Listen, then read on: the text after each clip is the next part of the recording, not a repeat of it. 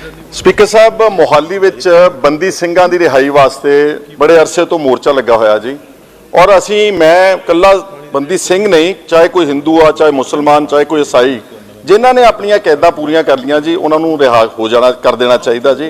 और जो उन्होंने नुमाइंदे आन के सरदार भगवंत सिंह मान मुख्यमंत्री को मिले चंद दिन पहला, तो इन्होंने कहा कि मैं क्योंकि बंदी सिंह पंजाब नाल कनैक्टेड है लेकिन पंजाब दी जेलों में नहीं हंस, तो उन्होंने कहा कि मैं दिल्ली की सरकार नाल अते करनाटका की सरकार नाल गल चकूंगा।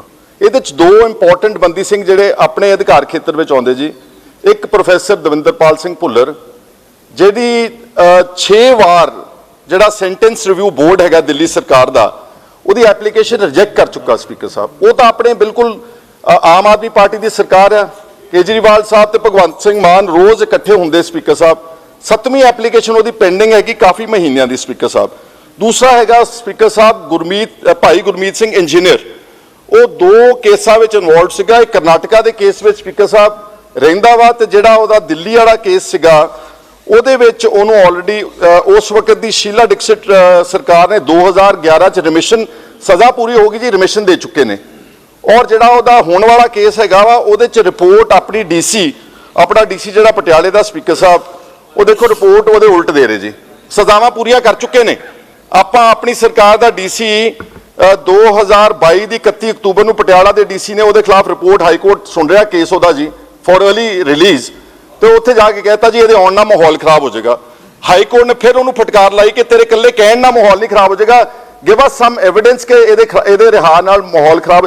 जिहड़ा बंदा स्पीकर साहब 25 साल का कैद विच आ और एक केस चो उन्होंने रिमिशन मिल चुकी है, उहदे आउण नाल किन्ना माहौल पंजाब दे विच खराब हो जाए। सो मेरी तुहानूं फरियाद है कि चीफ मिनिस्टर साहब जरिए वैसे तो असूलन ये हाउस च यदा मता बनता वा सारिया पार्टियां नूं बंदी ਸਿੰਘਾਂ दी, हिंदू कैदियों की, क्रिश्चियंस की, मुसलमाना जिहड़े सज़ावां पूरियां कर चुके, we must pass a resolution send it to the government of India, this is gross injustice with. Speaker साहब मोहाली विच बंदी ਸਿੰਘਾਂ की रिहाई वास्ते बड़े अरसे तो मोर्चा लगा होया जी और असी मैं कला बंदी सिंह नहीं, चाहे कोई हिंदू आ, चाहे मुसलमान, चाहे कोई ईसाई, जिन्हों ने अपन कैदा पूरियां कर लिया जी उन्होंने रिहा हो जाना कर देना चाहिए जी। और जो उन्होंने नुमाइंदे आन के सरदार भगवंत सिंह मान मुख्यमंत्री को मिले चंद दिन पहला, तो इन्होंने कहा कि मैं क्योंकि बंदी सिंह पंजाब नाल कनैक्टेड है लेकिन पंजाब दी जेलों में नहीं हंस, तो उन्होंने कहा कि मैं दिल्ली की सरकार नाल अते करनाटका की सरकार नाल गल चकूंगा। ये 2 इंपोर्टेंट बंदी सिंह जिहड़े अपने अधिकार खेत्र में आउंदे जी, एक प्रोफैसर दविंदरपाल सिंह भुल्लर जिहदी 6 वार जिहड़ा सेंटेंस रिव्यू बोर्ड है दिल्ली सरकार का उहदी एप्लीकेशन रिजेक्ट कर चुका। स्पीकर साहब वो तो अपने बिल्कुल आम आदमी पार्टी की सरकार है, केजरीवाल साहब तो भगवंत सिंह मान रोज़ इकट्ठे होंगे। स्पीकर साहब 7वीं एप्लीकेशन वो पेंडिंग है काफ़ी महीनों की। स्पीकर साहब दूसरा है स्पीकर साहब भाई गुरमीत सिंह इंजीनियर, वो 2 केसां विच इन्वॉल्व सीगा। एक करनाटका के केस में स्पीकर साहब रहिंदा वा ते जिहड़ा उहदा दिल्ली वाला केस सीगा उहदे विच उहनूं ऑलरेडी उस वक्त की शीला डिक्सिट सरकार ने 2011 च रिमिशन सज़ा पूरी हो गई जी, रिमिशन दे चुके ने। और जिहड़ा उहदा होण वाला केस हैगा वा उहदे च रिपोर्ट अपनी अपना डीसी जिहड़ा पटियाले का स्पीकर साहब वो देखो रिपोर्ट उहदे उल्ट दे रहे जी, सज़ावां पूरियां कर चुके ने।